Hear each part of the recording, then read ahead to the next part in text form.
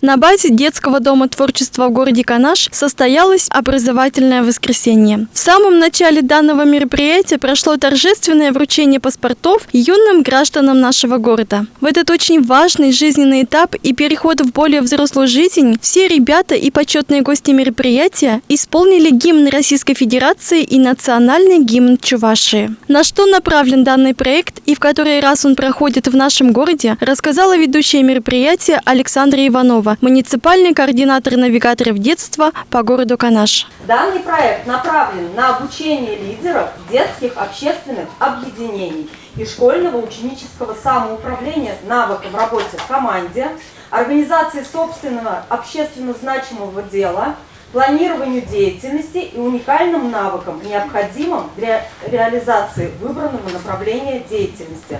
Проект «Образовательное воскресенье» в нашем любимом и родном городе Канаш проходит уже второй год. В этом году у нас тоже запланировано 9 встреч. Ежемесячно мы будем встречаться с вами в учреждениях образования и культуры. Поэтому очень надеюсь, что мы будем часто видеть друг друга и наши образовательные воскресенья будут приносить пользу вам и новые навыки. Слово для приветствия предоставили главе города Канаш Олегу Валентиновичу Савчуку. Если вы есть, будьте первыми. Не думайте о вторых.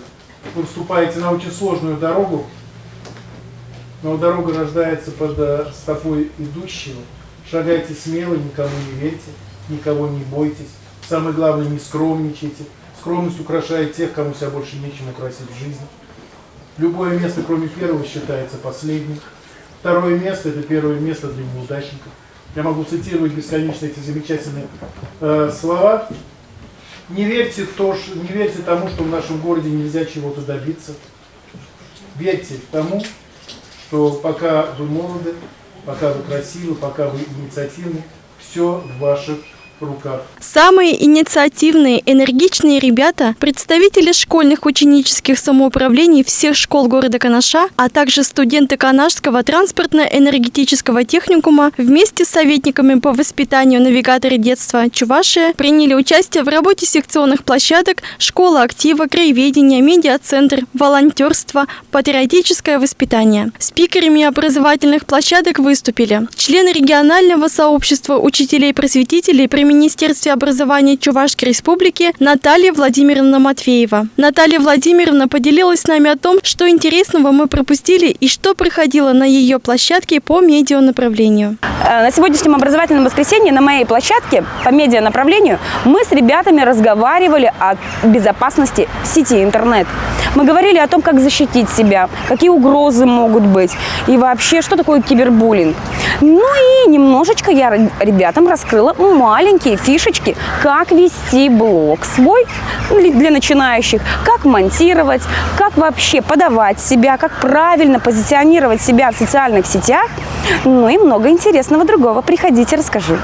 Педагог-психолог поделилась с нами информацией о том, в который раз она принимает участие в подобном мероприятии и как к нему относятся дети. Это мой не первый опыт, а, скажем, наверное, около 20-й или 30-й. Поэтому по всей Чувашской республике я периодически выезжаю, провожу мастер-классы, различные тренинги. Дети в восторге, а я от них в восторге. И знаете, это, наверное, так, я заряжаюсь от них, они от меня. И это все так взаимно, и это так радует. Наталья Витальевна провела интереснейшую экскурсию в музее «Слава госпиталя». Подробно рассказала о роли ВК-госпиталя во время Великой Отечественной войны. Само здание Дома детского творчества является памятником республиканского значения, поскольку именно здесь, в нашем здании, в годы Великой Отечественной войны размещался ВК-госпиталь номер 3070. В годы войны в Чувашской республике было открыто всего 17 ВК-госпиталей, и 2 из них были расположены в Канаше. Ну, где, конечно, размещали госпитали? Не только в больнице. Один госпиталь 3062 размещался в городской больнице, где сейчас большими буквами написано «Первичное сосудистое отделение». А второй госпиталь, который специализировался на ранах верхних и нижних конечностей, размещался в 2 школах. Это школа номер 13 тогда была, сейчас это школа номер 8. И здесь была школа в нашем здании, школа номер 2, сейчас, и тогда это было второе здание ИВАКО-госпиталя. Главным хирургом был назначен Самуил Юльевич Рутштейн. И он был эвакуирован из Минска и работал здесь главным хирургом. Хотя по данным в том госпитале, который вот в городской больнице размещался, тоже стоит имя нашего хирурга. И мы очень гордимся тем, что такие профессионалы своего дела работали в госпитале, поскольку находятся родственники тех пациентов, которые лежали в годы войны, здесь проходили лечение, и они вот, например, Стасева Алла Борисовна, которая своего выяснила, что дед и проходил лечение от ран именно в Канаше, в нашем эвакогоспитале. Раненые поступали по железной дороге, санитарные поезда, которые проходили из Москвы. Самые ближние военные действия, да, велись под Москвой. Хотя вот многие ребята, может быть, считают иначе, но вот когда велись ожесточенные бои и отстаивали нашу столицу, вот тогда поток раненых был очень большой.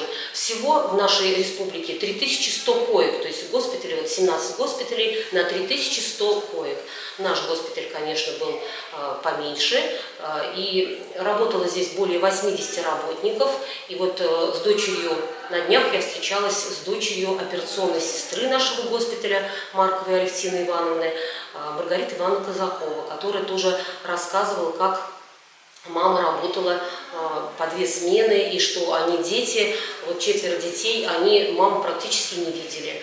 Ознакомила ребят с фондовыми экспозициями музея, где хранятся медицинские инструменты, архивные документы, фотоснимки персонала и раненых, предметы военных лет. Слева Алевтина Ивановна Маркова, и вот далее там медработник, это раненый боец впереди, и вот второй с этой стороны это Самуил Юрьевич Рудштейн, тот самый главный хирург, который очень много операций делал ежедневно.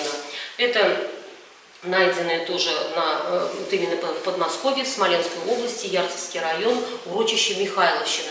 Почему хорошо сохранилась эта керосиновая лампа? Да, она использовалась в землянках, потому что керосин, он такой, он как бы жирность дает такую и предохраняет железо от ржавчины. Поэтому, в общем-то, она сохранилась в идеальном состоянии. Это каска, советская каска первых дней войны.